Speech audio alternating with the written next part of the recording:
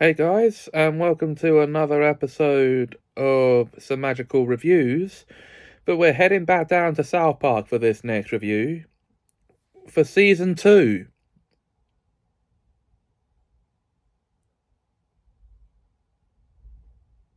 That's right. So this 18 episode season first aired on Comedy Central between 1998 and 1999. And it was during this season that the show found its footing, so to speak. But before we can get into the season itself, let's first talk about the April Fool's special, Terrence and Phillip, Not Without My Anus. Now, this episode was done as an April Fool's joke, because it was April Fool's Day when it aired originally. So instead of airing the resolution to the Cartman's dad cliffhanger, as a joke, Matt and Trey decided to air a half-hour-long Terrence and Phillip episode, which sees Terrence being accused of murder and Phillip acting as his lawyer, and to the dismay of Scott the Dick, who is first introduced to us in this episode, they get away with it. And that then sparks off the adventure to Iraq to find Terrence's daughter, Sally. Now, this episode's title and plot are a parody of the film Not Without My Daughter, in which a father travels to Iraq to rescue his kidnapped daughter. For an April Fool's joke, it's pretty harmless, but fans didn't react too well to it initially. But it's still a good episode in its own right. Cartman's mum is still a dirty slut. This is the resolution to the cliffhanger from the end of season 1, in which Mephisto is shot when he's about to reveal the truth of who Cartman's father is. And then it becomes a whodunit mystery, leaving that resolution on the back burner. Much to Cartman's dismay, because he can't stand things being unfinished, as we learn in this episode. So,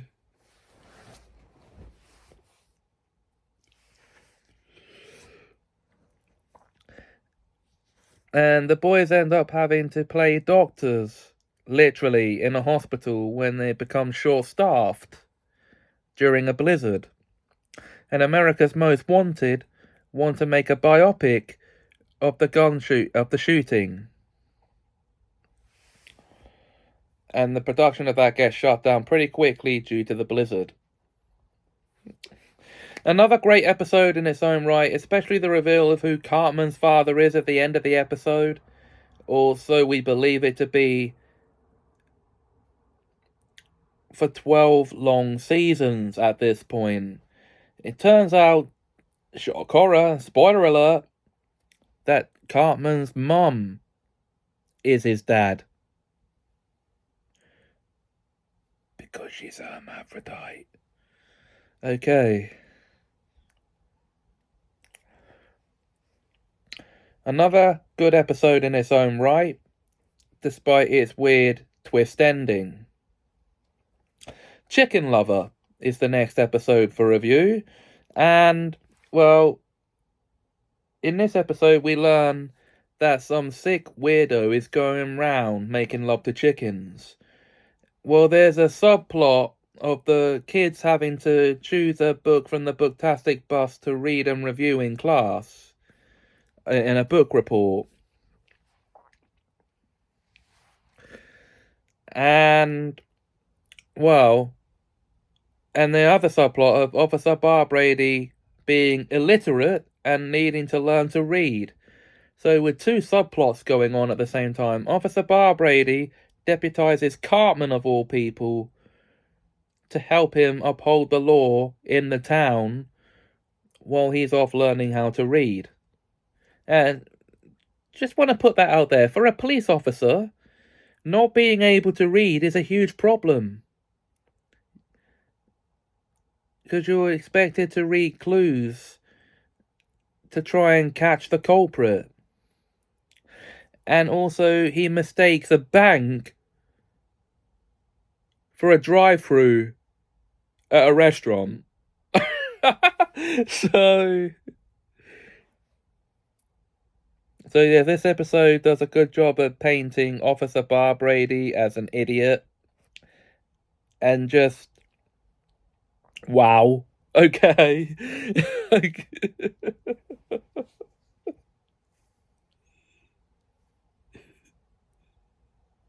That's all I can say to that.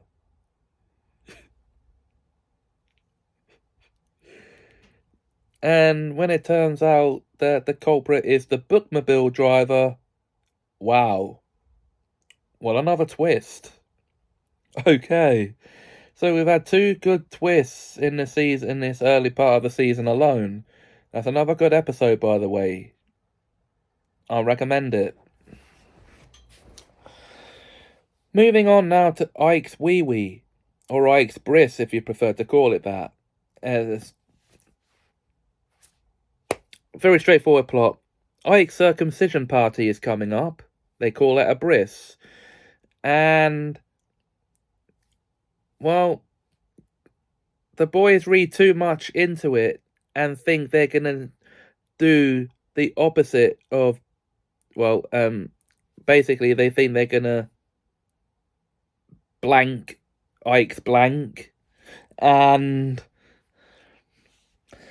really all they're going to do is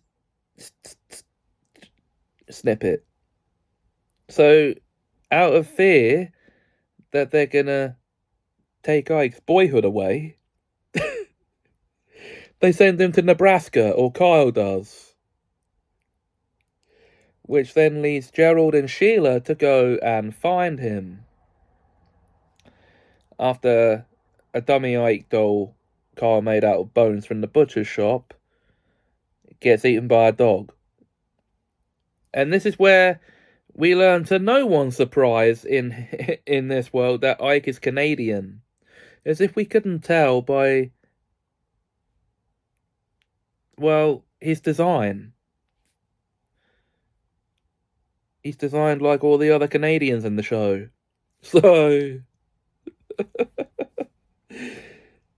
this is just a funny episode about jumping to conclusions and how that can lead you into trouble. So you should never do that, by the way.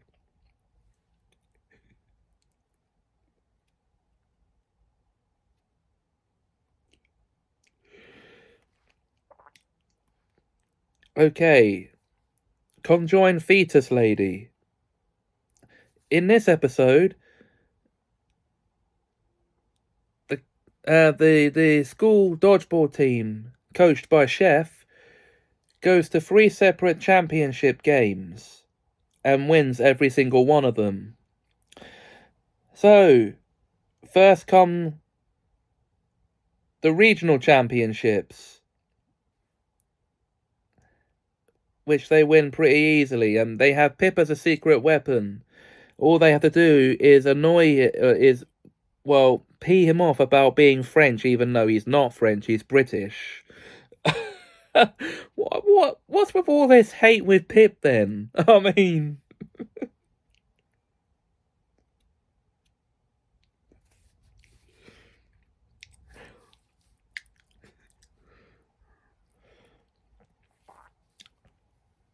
and of course the main plot of this is learning that the school nurse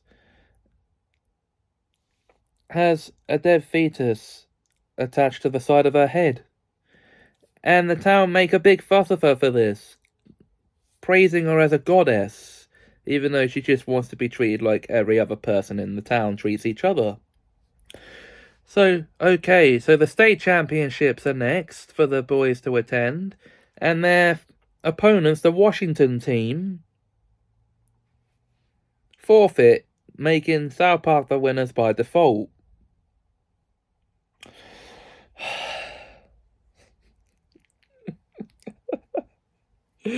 Oh dear. But then the World Championship in China is the most brutal game they've ever attended, and they come back several members down and one dead. Another good episode, I know.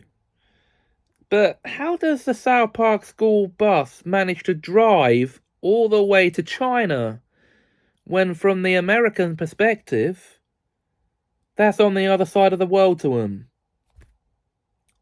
Is it the magic school bus in disguise? Okay. Yes, Miss Crabtree is Miss Frizzle. We got a conspiracy theory on our hands here. Okay.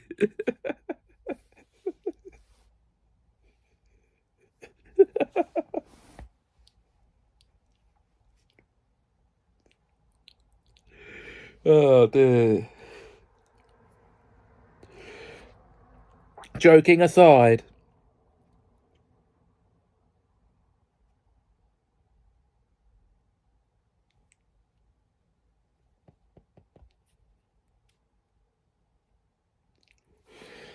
Moving on to the next episode up for review, City on the Edge of Forever. No, it's not. It's actually the Mexican staring frog of southern Sri Lanka. Or you could call it Jimbo and Ned for short. Because this episode is actually about lies. The boys fake footage with a plastic frog of a staring frog that kills you with one stare. After Jimbo and Ned get them into trouble by lying about the Vietnam War being a camp and fairground with singing birds, which could be true because birds do fly in the skies of every country, galloping steeds. They could have had horses in the Vietnam War as well, so don't be so quick to debunk that. Log rides. Right, no, they would not have had time to have fun at fun fairs when they were busy fighting in a war. And also during this,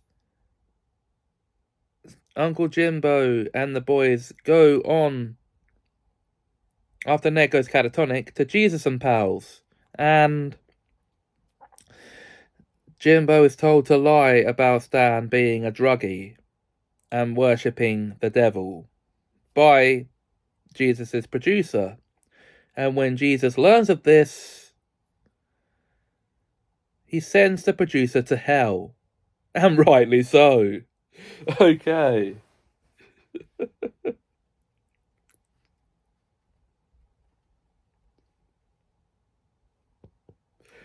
Defamation of character. The biggest load of disinformation anyone can give. So,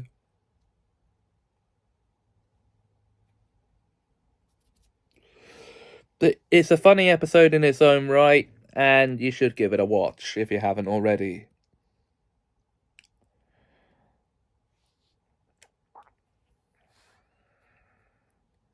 City on the Edge of Forever, or Flashbacks if you prefer to call it, is just this for an episode. The kids are stuck on their school bus, which is on the edge of a cliff, while Miss Crabtree goes to find help, and they start having flashbacks to episodes of yesteryear, except everything goes wrong and ends with them eating ice creams. But in the end, this all turns out to be a dream the kids are having. And to add the cherry to the sundae, so to speak, Cartman and his mum share breakfast of ice cream and beetles. And this turns out to be a dream within a dream that Stan's having. So the double ending of it was all just a dream. That old tired cliche. twice in one episode. Because they even flash back to an earlier point in the same episode. So... and to an event that never actually took place on screen, so how did it happen?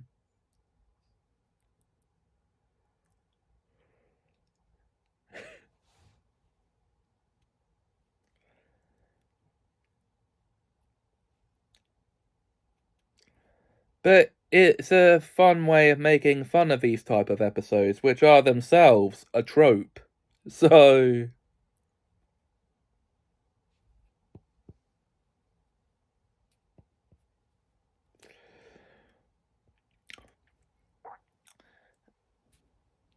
Summer Sucks is the next episode, and, well, it's the summer vacation. It's just started, the school year's over, but there's one problem. Mr. Garrison won't let the kids leave class until he gets Mr. Hat back, because Mr. Hat has gone missing. And Mr. Garrison thinks it's part of a prank devised by the kids. Only after they escape behind his back,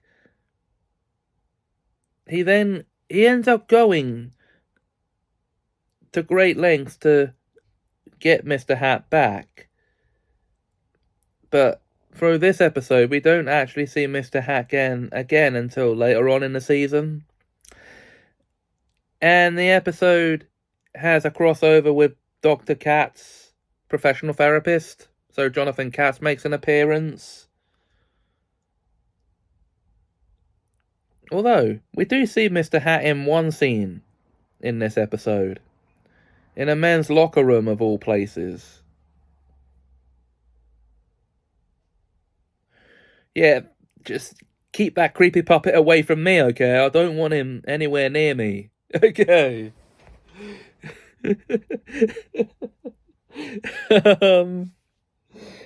It's a fun episode, though, about how long and drawn out and painfully hot the summer is. Well, also depicting a disastrous 4th of July with a giant ash snake.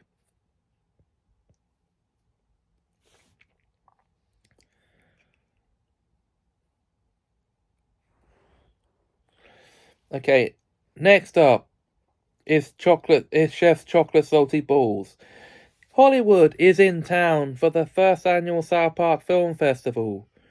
And during this, Chef introduces his new confectionaries to the world, which are just little chocolate balls that are salty instead of sugary, and tries to sell them to the rich Hollywood consumers who would rather have tofu and celery.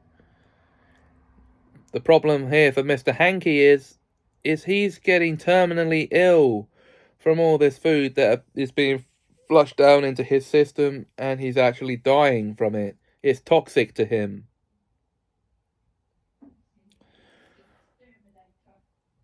This episode, obviously, this introduces us to the song Chocolate Salty Balls. Much like Summer Sucks introduces us to the simultaneous song in its briefest form.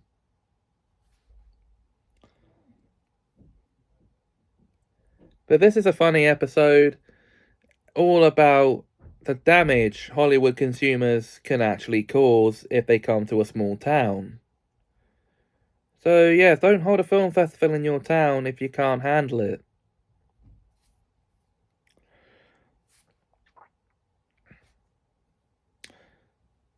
Clubhouse, no, chickenpox. Now it's a self-explanatory spot.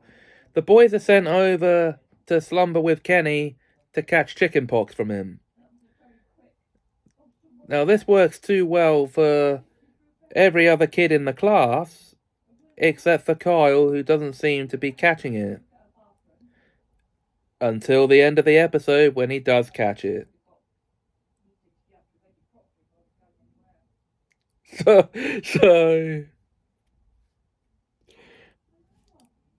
and now it paints chickenpox as a dangerous illness as a more dangerous illness as you get older.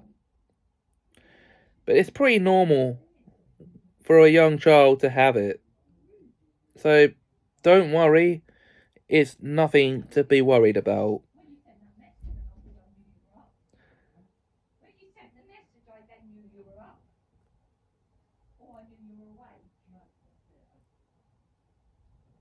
So, another good episode in its own right, but it really over exaggerates having chicken pox. So, but then in South Park, they exaggerate everything. So,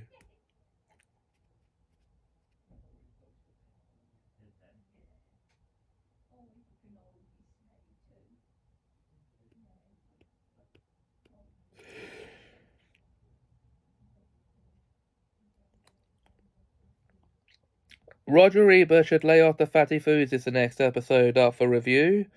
And in this episode, after a visit to the planetarium, multiple visits to the planetarium, the boys start noticing signs of brainwashing around town.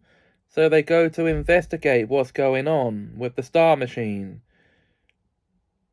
And this is after a brainwashed kid from the planetarium sneaks aboard the South Park school bus on the way back from their original visit.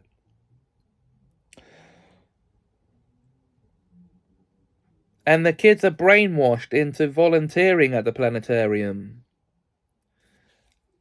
As are a lot of adults, actually. And it's Cartman who saves the day, because his subplot is that he's won the Cheesy Puff contest to be in their latest commercial, and he's angry because everyone's missed it.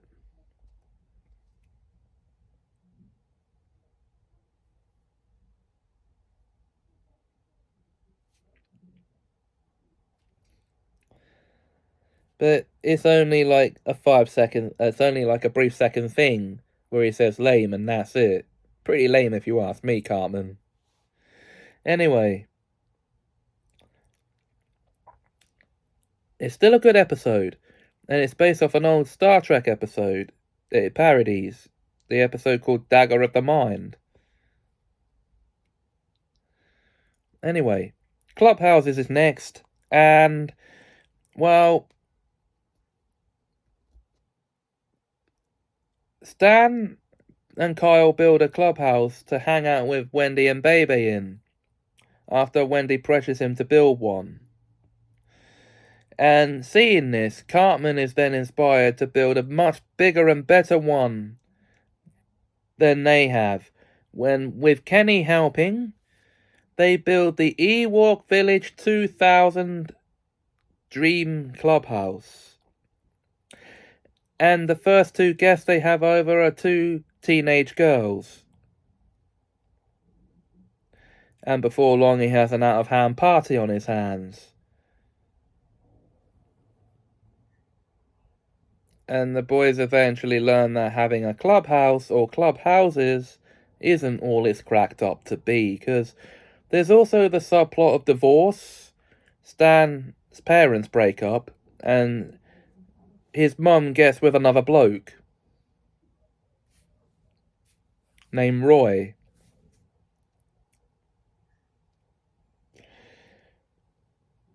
And no, divorce doesn't work as fast as it is depicted in this episode. Just to put that out there, it's a long and drawn-out process that has to have both sides of the marriage agreeing on the divorce and the terms.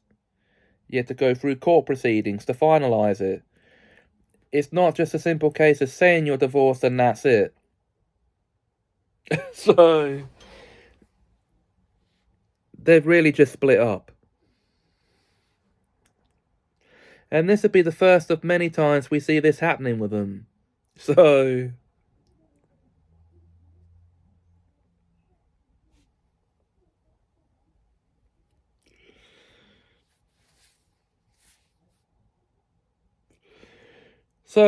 Cow Days is the next episode. Oh, wait. Clubhouses is still a good episode. Cow Days is the next episode. And in this episode, a couple from outside town comes to join in the festivities of this rodeo and fun fair. The Americans call it a carnival. We Brits call it a funfair. I'm going to use the British term, so sue me. Don't do that. And during which they actually unveil this 60-foot tall wooden statue of a cow with a clock in it as a memorial to the cows. And the most bizarre of cults crops up in this episode. A bovine cult.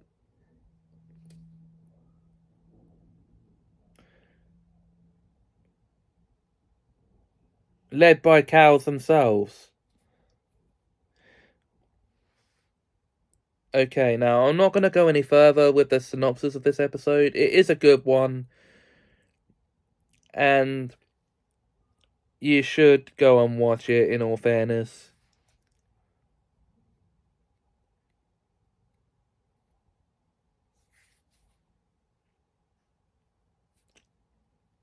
Chef Aid.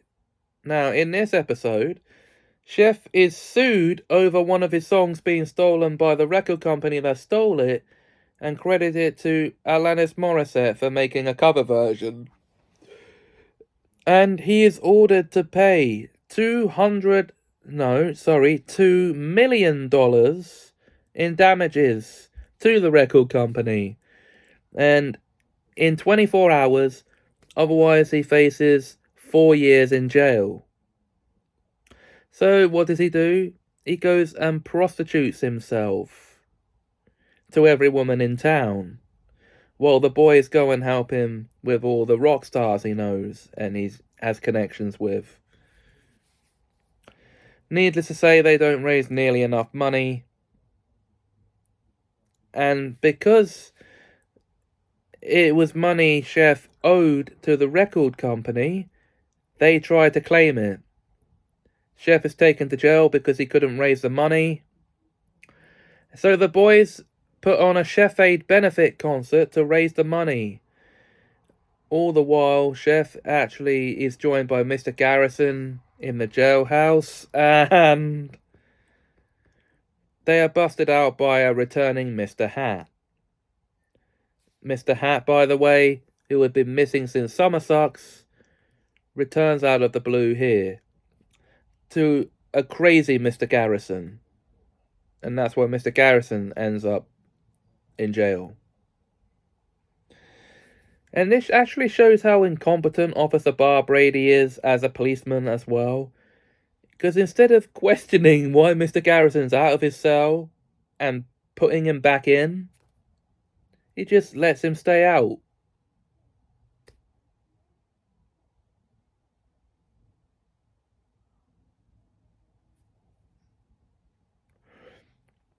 But all this hysterics over a twig? Come on, dude. Was it worth it? Okay. Yeah, I forgot Mr. Twig was his new puppy he introduced us to at the end of Summer Sucks. He gets snapped in half in this episode, as well as almost boiled and, you know.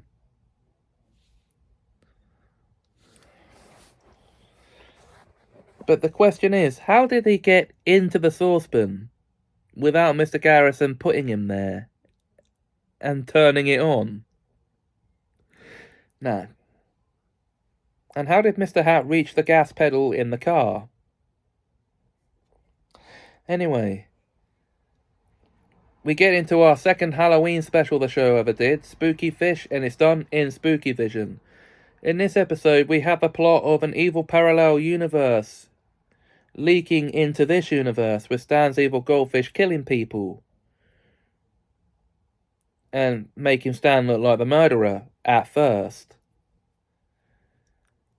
But then we have an evil Cartman with a beard followed through by an evil Stan and Kyle from the same universe. But this Cartman turns out to be a nice guy until it's revealed in a not-so-shocking plot twist, shock horror, spoiler alert, that it was just Cartman playing a joke on them. You dick, Cartman, you absolute first-class twat. Okay. Okay.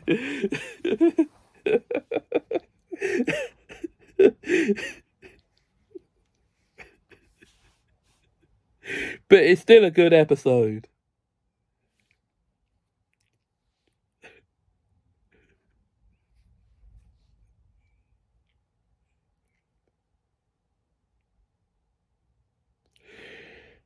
Then the next Christmas special to have ever come from the show, Merry Christmas Charlie Manson, it plays out like a Peanuts holiday special. It's a parody, in name only, of Merry Christmas Charlie Brown, as they learn over the Christmas break now. Stan is denied permission by his parents to visit Cartman's grandma for the Christmas weekend, while all the other guys get to go. So he sneaks out after being sent to his room and goes anyway. And this is where they learn that Charles Manson has escaped from Nebraska State Prison, along with Cartman's Uncle Howard, and the adventure ensues from that point on after they break into the Cartman family residence.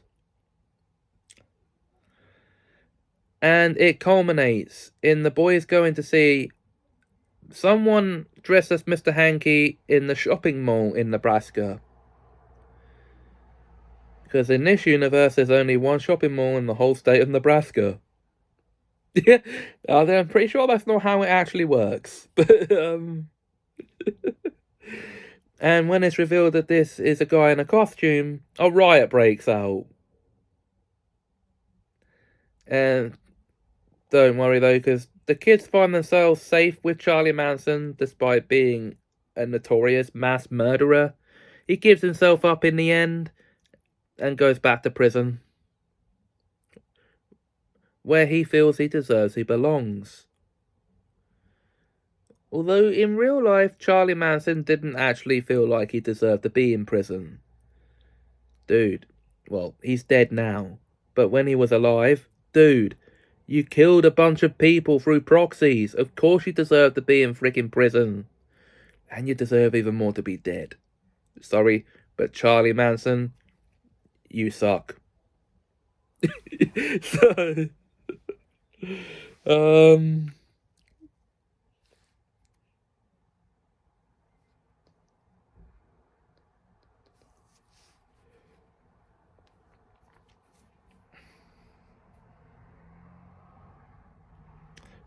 good episode in its own right. And now we move on to the last two episodes of the season, guys. Gnomes. In this episode, we are introduced to the Underpants Gnomes for the first time. Now, at first, we're led to believe that Tweak is just making this story up as a cover story and scapegoat for losing his underwear. And that's what everybody in the episode believes, until the boys are tasked to stay with him in a study group to write a report on current events that are happening in the town to save Mr. Garrison's ass from being fired.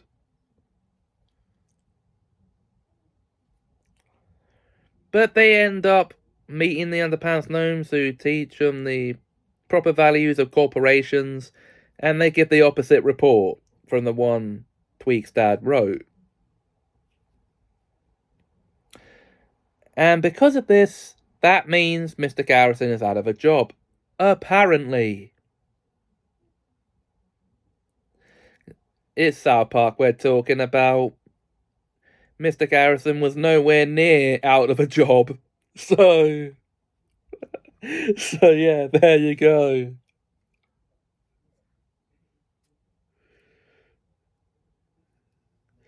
On to the season finale, Prehistoric Iceman. Now, in this episode, Stan and Kyle are fighting over what name to give a man they found encased in ice down a snowy abyss. A man from 1996, which everyone calls prehistoric. Dude, the episode came out in 1999. That was only 3 years before it.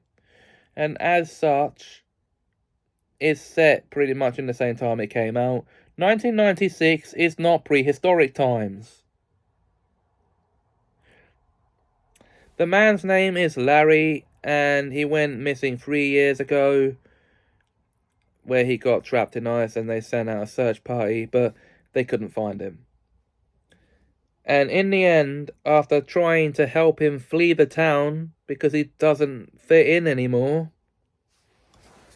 the boys learn the importance of friendship all over again after making Cartman their best friend. And realizing how much he sucks as a best friend. It's Cartman, of course he sucks as a friend, let alone a best friend. A great way to end off the season, and a great season overall. Now, that episode I've just reviewed was my jumping on point for the whole series. So